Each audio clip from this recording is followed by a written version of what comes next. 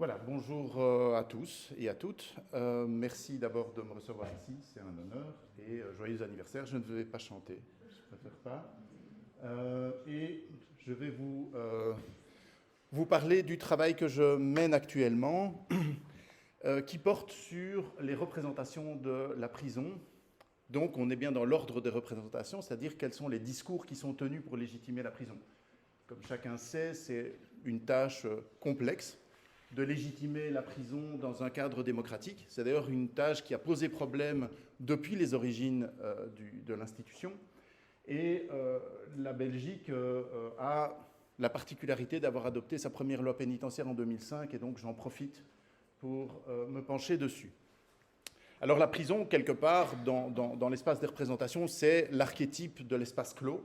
Quand on doit penser à quelque chose de fermé, on pense à la prison. De la même manière que le prisonnier est pensé comme l'archétype de l'individu immobile ou immobilisé. Et les hypothèses que j'essaye de développer sont celles de la prison idéale, donc dans les discours actuels comme étant un espace ouvert, et du détenu idéal comme étant un détenu mobile, ce qui a priori n'est pas très intuitif. Alors, quelle est la méthodologie que j'utilise dans la recherche que je mène pour l'instant? Eh bien, en fait, je fais une analyse de discours, une analyse des travaux préparatoires de la loi de principe de 2005, donc la fameuse première loi pénitentiaire de Belgique, c'est-à-dire à peu près 1100 pages de documents dans les deux langues, français et néerlandais, et je les analyse notamment avec le soutien du logiciel NVivo. Bon, je vous ai indiqué là les nœuds principaux de codage. En gros, je mélange une approche inductive et une approche déductive. D'une part, en codant tous les discours sur le contexte dans lequel la législation intervient et les raisons pour lesquelles il est nécessaire de légiférer. Les domaines de la vie en prison, c'est-à-dire tous les domaines qui sont abordés, ça va des visites à la communication avec l'extérieur, en passant par la discipline, la santé, etc. Tous les discours de formulation d'objectifs carcéraux, et là il y en a un paquet, et évidemment aussi, et ça c'est un aspect évidemment plus déductif, je fais application d'un cadre théorique que j'ai développé avec Bertrand Montulet et publié dans le livre qui vient d'être cité, La société sans répit, et qui développe l'idée d'un idéal mobilitaire, je reviendrai dessus. Voilà, sachez simplement que je vais recourir ici à une conception large de la mobilité et pas une conception nécessairement matérielle de la mobilité. Alors, quelque part, quand on se penche sur les travaux préparatoires de la loi de principe, on n'y trouve pas nécessairement des grandes nouveautés, mais ce qu'on y trouve, c'est un discours cohérent qui fait en quelque sorte le point sur une manière de concevoir la prison qui s'est forgée au cours des dernières décennies et qui est en rupture avec les représentations qu'on a habituellement de la prison. Et quand on lit les travaux parlementaires, une des premières choses qui frappe, c'est la définition du problème carcéral. Et le problème carcéral, c'est notamment le scandale de l'inactivité, c'est-à-dire que la personne est privée de toute liberté de mouvement, ça on s'en doute un peu, et elle devient de facto tributaire des autres à pratiquement tous les égards, et en tout cas sur le plan des habitudes de vie les plus élémentaires, telles que le logement, l'habillement, l'alimentation, etc. Et en fait, c'est assez intéressant, mais ce que pointe notamment la commission Dupont qui a élaboré l'avant-projet de loi, c'est le problème qui est la perte d'autonomie du détenu. Donc en gros, le problème de la prison, ce n'est pas tellement qu'on soit privé d'une liberté fondamentale, c'est avant tout qu'on soit quelque part mis dans une situation de dépendance qui fait perdre ses capacités d'autonomie. Et on voit bien que, par exemple, eh bien, le détenu n'est que rarement en position de déployer des activités orientées dans ce sens. Et ce qu'on voit pointer ici, c'est quelque part l'annonce d'une mutation de la conception du temps en prison comme devant être un temps utile. C'est-à-dire, en gros, là où on peut imaginer habituellement que la prison, c'est juste du temps perdu, on est stocké et on attend que le temps passe et un jour on sortira. Ce qui est affirmé à de multiples reprises et avec force, c'est le fait que le temps en prison doit être un temps utile, c'est-à-dire un temps qui doit être mis à profit pour maintenir ou améliorer les perspectives d'une réinsertion réussie dans la société libre. Et ce qu'il y a derrière ça, c'est quelque part le regret que la prison soit, dans la quasi-totalité des domaines étudiés, médiocre. Et c'est quoi la médiocrité de la prison? C'est avant tout que l'occupation du temps en détention est particulièrement improductives. Alors, qu'est-ce que ça cache ça ça cache évidemment un registre dans lequel on se dit que ce n'est pas parce qu'on est en prison qu'on ne doit rien faire. Ce n'est pas parce qu'on est en prison qu'on doit rester inactif. Donc, quelque part, ce qui se profile derrière ça, c'est l'idée d'un détenu qui serait un détenu actif. Et pour un détenu actif, évidemment, il faut proposer une large gamme d'activités. Par exemple, quand on parle de la vie communautaire, puisque le régime carcéral est censé évoluer, et ça serait en lien avec ce dont Sonia a parlé tout à l'heure, hein, le prison cloud qui enferme les gens dans leurs cellules, et à côté de ça, une loi de principe qui déclare, qui pose comme régime central le régime de communauté, de vie en communauté, donc de porte de cellules ouvertes a priori. Et évidemment, si les cellules sont ouvertes, il faut que l'administration pénitentiaire propose des activités, et donc il faut, quelque part, animer ce milieu social qu'est la prison.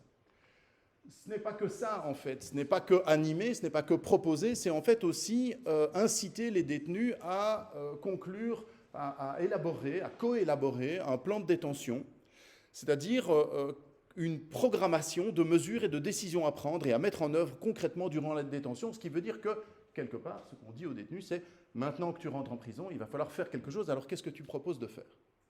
Et cette logique-là, en fait, cette logique d'activité, c'est bien, effectivement, l'idée que le temps en prison doit être mis à profit et il ne peut pas être un temps inutile.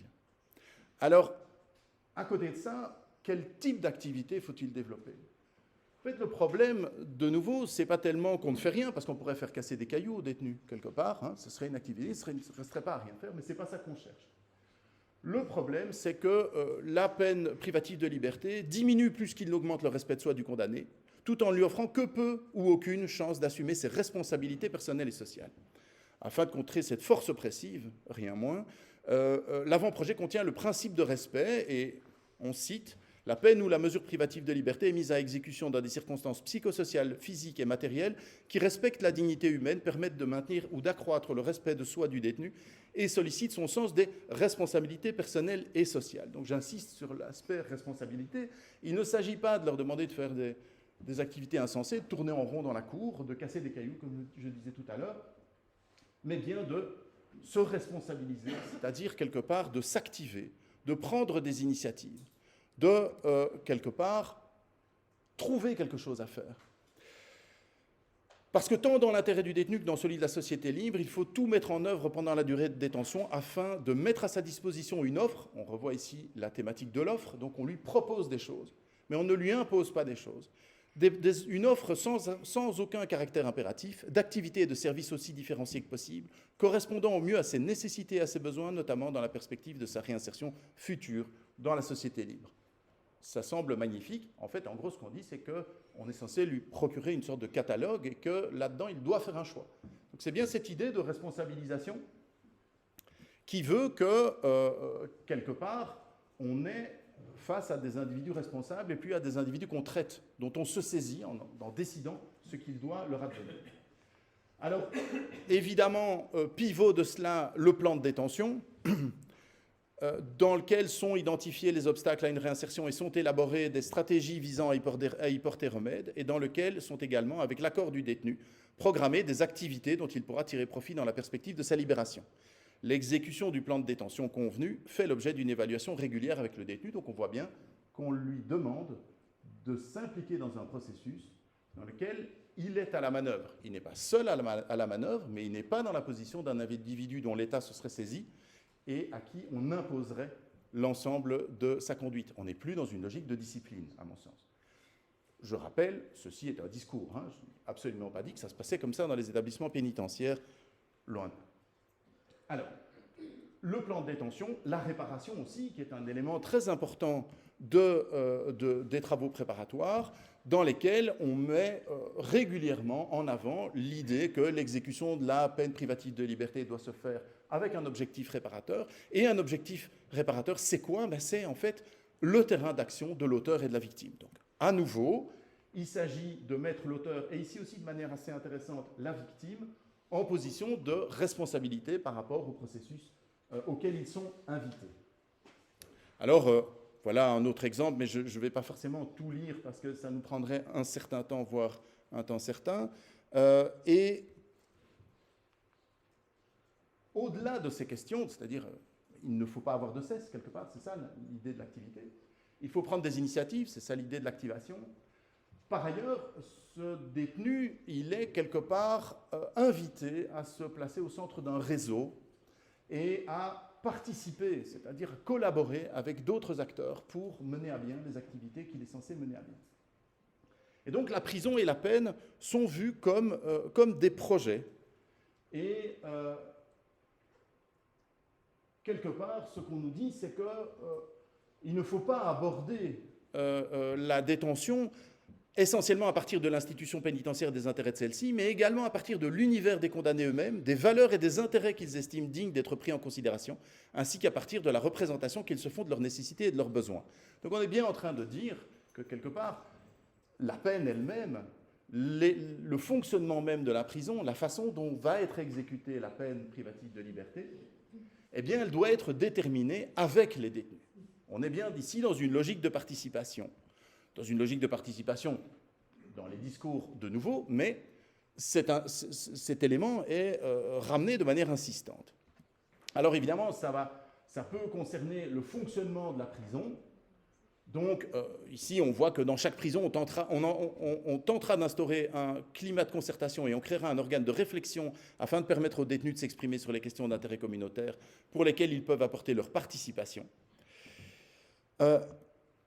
Ça concerne évidemment la gestion de sa peine, puisque, comme on l'a déjà vu, bien, le plan de détention, il implique une collaboration de la part du condamné, une collaboration basée sur la contrainte et vouée à l'échec. Par conséquent, le plan de détention individuel est une sorte d'accord de coopération volontaire par lequel tant le détenu condamné que l'autorité pénitentiaire s'engage à accomplir certains efforts. Vous voyez qu'il y a bien des engagements de part et d'autre, et qu'on est quelque part face à, en tout cas, quelque chose qui est présenté comme un partenariat.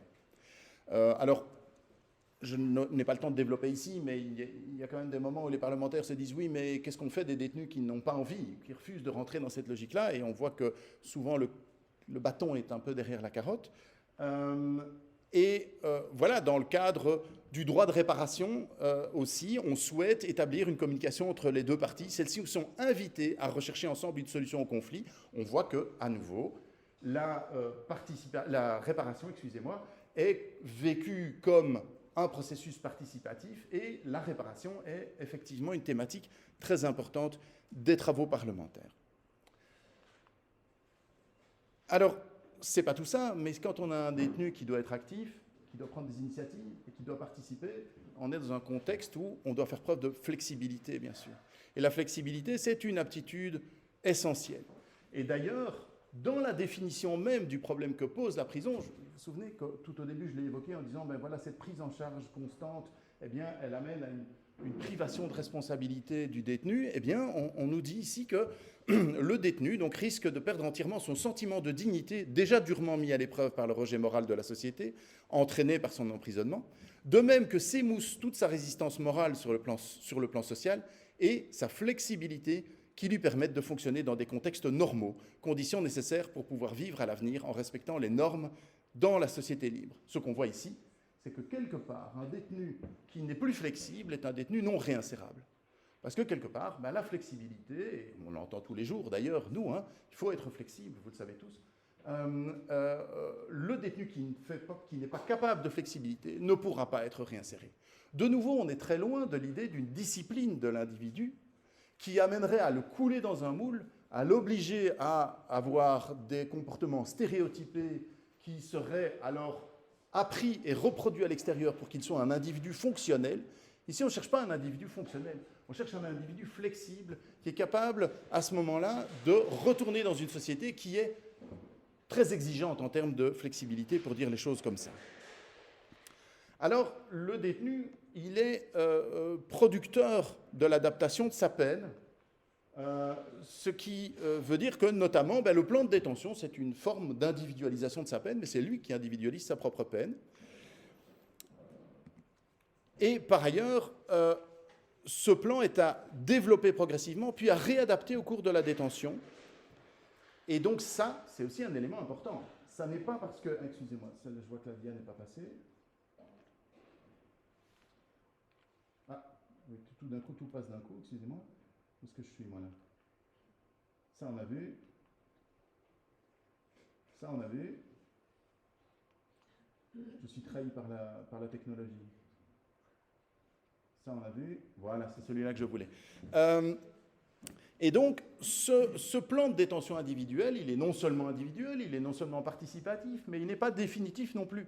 C'est-à-dire qu'il est conçu comme étant un processus, comme étant un processus en soi, c'est-à-dire faisant l'objet d'évaluations régulières. Donc on voit bien qu'on est dans une logique d'adaptation où quelque part le détenu ne peut pas se dire je suis rentré, à la limite j'ai signé un plan au départ, mais maintenant je sais à quoi m'en tenir jusqu'au bout.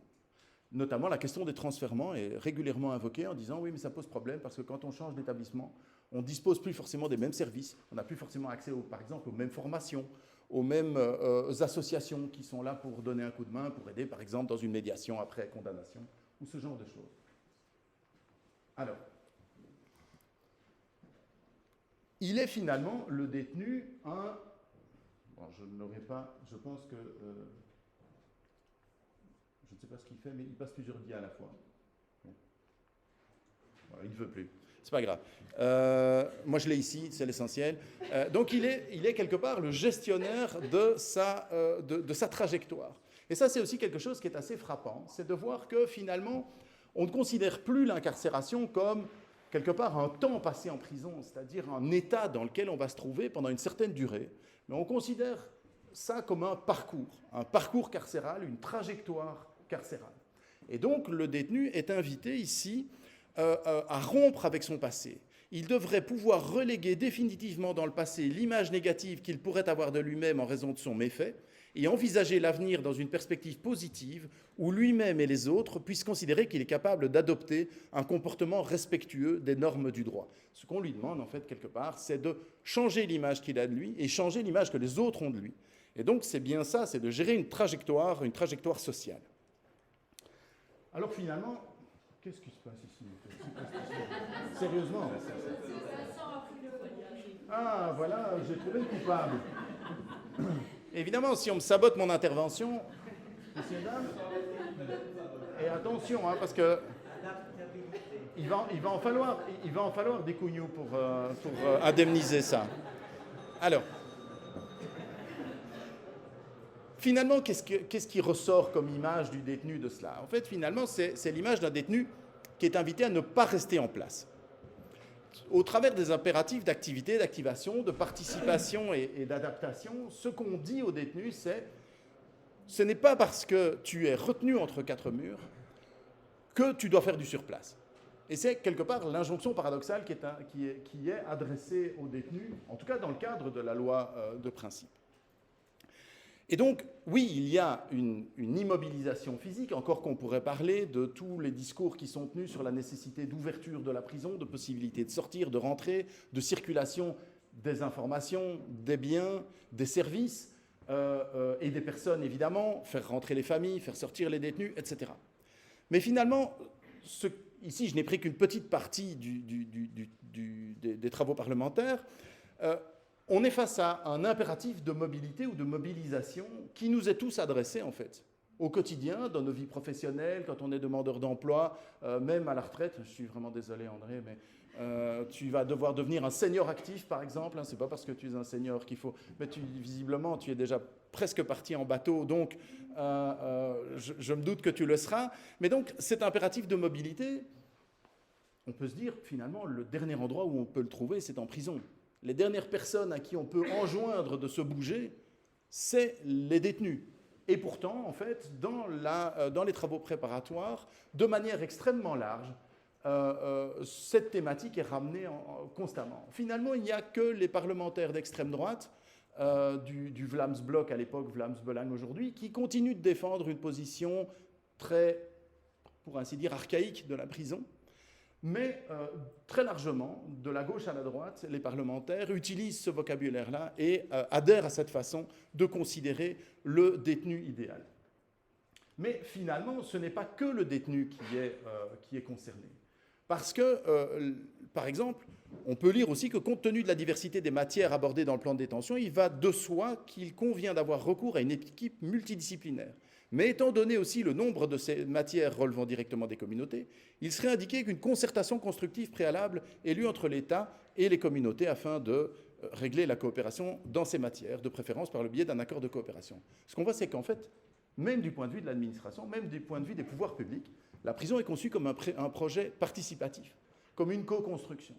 Elle n'est plus dans les mains d'un acteur qui va y faire la loi et qui va y réguler l'ensemble de la vie.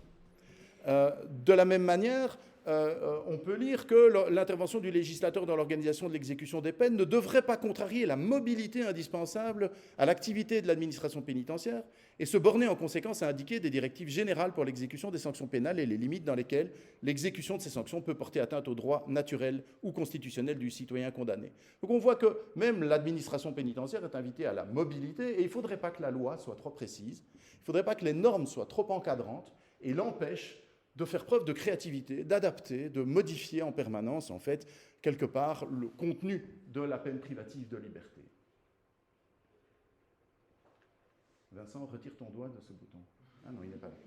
Ça ne marche de nouveau plus. Il ne fait aucun doute que l'introduction d'un droit de plainte officialisé du type décrit plus haut ne peut avoir d'effet positif que si le personnel pénitentiaire et son encadrement participent au débat sur l'introduction de la réglementation visée afin de les préparer en procurant des informations et une formation à accueillir une telle innovation. On voit que le personnel pénitentiaire aussi est conçu comme devant être consulté, donc la participation, c'est aussi celle du personnel pénitentiaire. Par ailleurs, on invoque le change management, ce genre de choses-là. L'avant-projet de loi de principe n'invite pas seulement à investir dans l'adaptation des structures, mais aussi dans les stratégies du changement, surtout en ce qui concerne la culture pénitentiaire. Et on va parler, par exemple, de culture d'entreprise et de nécessité d'adaptation de l'institution. Quand on ne le brusque pas, il veut bien, en fait. Et donc, ce qu'on voit, c'est que cet impératif de mobilité, il ne s'adresse pas uniquement aux détenus, mais beaucoup plus largement à l'ensemble des protagonistes du milieu carcéral. Alors, que conclure? Quelque part, que ce qui nous est proposé, en tout cas, c'est de légitimer la prison comme prison en mouvement. L'ensemble du monde carcéral est invité à l'ouverture et à la mobilité, et la prison n'est plus présentée comme un lieu de relégation, mais comme un outil d'inflexion des trajectoires individuelles. Donc il ne s'agit plus de stocker les gens, en tout cas dans les discours, pendant une certaine durée, et puis d'ouvrir en leur disant maintenant, va te faire voir ailleurs. Il s'agit au contraire de dire que, quelque part, la prison, ça n'est que ce lieu où se croisent différentes trajectoires, une durée pendant laquelle on va les infléchir pour les remettre dans le droit chemin. Alors, ça n'augure pas évidemment de pratiques correspondantes, mais ça structure un discours qui présente une prison légitime, alors que, très franchement, il y a 40 ou 50 ans, on ne donnait pas cher de la peau de la prison et on ne voyait pas très bien comment on pourrait relégitimer cette institution très ancienne et très contestée depuis les débuts d'ailleurs. Dans le contexte d'une carcéralité qui déborde largement le cadre des murs des établissements, et avec de nouveaux modes de contrôle des mobilités et immobilités, dans la surveillance électronique dont on a parlé ce matin, finalement, la prison est mise au diapason. Elle doit elle-même être ouverte, mobile, et là-dedans, quel est le détenu idéal? C'est le détenu qui se prête au jeu. C'est celui qui se met en mouvement, c'est celui qui ne fait pas du surplace. Je vous remercie.